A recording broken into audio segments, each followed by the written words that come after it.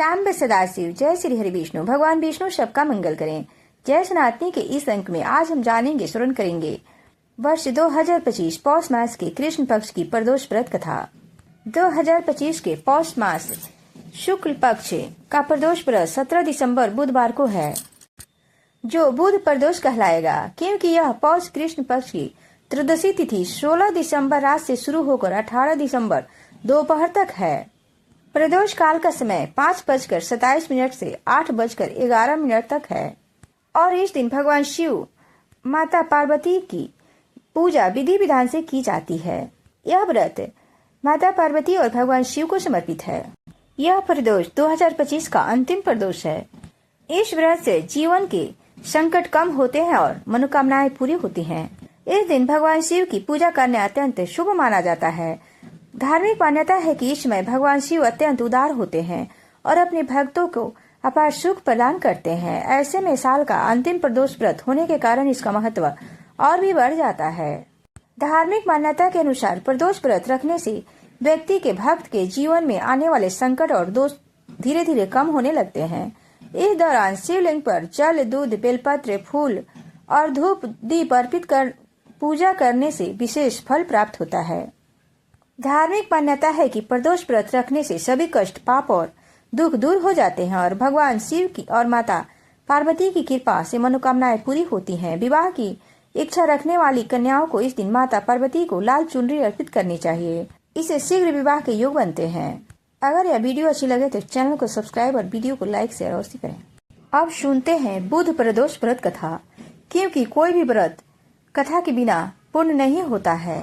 बार के अनुसार जो प्रदोष व्रत करते हैं उसी के अनुसार उसका फल प्राप्त होता है।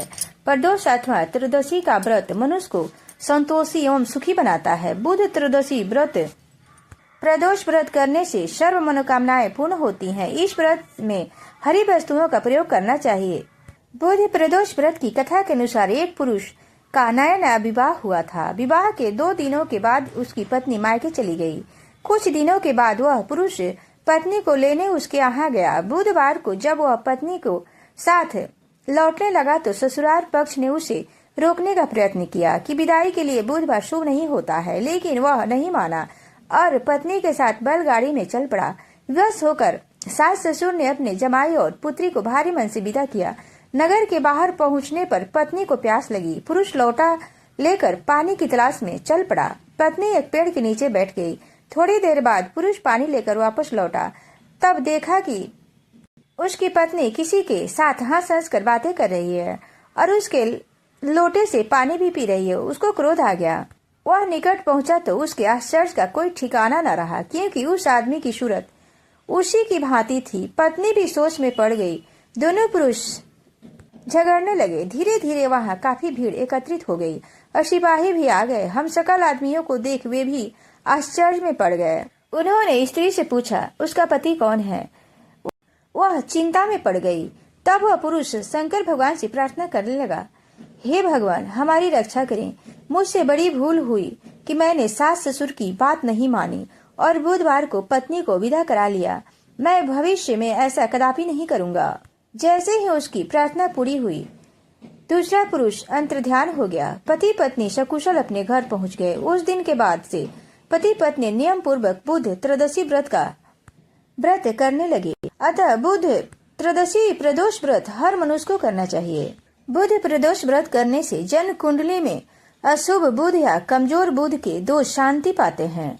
यह व्रत विद्यार्थियों, नौकरी पेशा व्यापारियों और वाणी से कार्य करने वाले वकील, वक्ता, लेखक, शिक्षक आदि के लिए विशेष फलदायी है।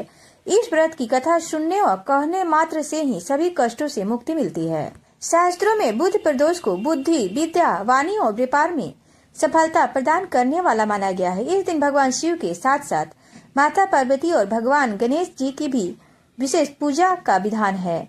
पूजा करने के बाद बुध प्रदोष व्रत की कथा का पाठ अवश्य करना चाहिए। धार्मिक मान्यता है कि बुध प्रदोष व्रत की कथा का पाठ करने से सभी कष्ट और परेशानियों से मुक्ति मिलती है और ग्रह नक्षत्रों का शुभ फल भी प्राप्त होता है। अब जानते हैं प्रदोष व्रत पर करने वाले उपाय। इस दिन भगवान शिव की पूजा पूरी विधि विधान से करनी चाहिए। सुबह स्नान के बाद स्वच्छ वस्त्र धारण करें और मन में श्रद्धा भाव रखें। पूजा के समय तांबे के पात्र में जल भरकर उसमें तिल मिलाएं और शिवलिंग पर जलाभिषेक करें। ऐसा करने से भगवान शिव शीघ्र प्रसन्न होते हैं।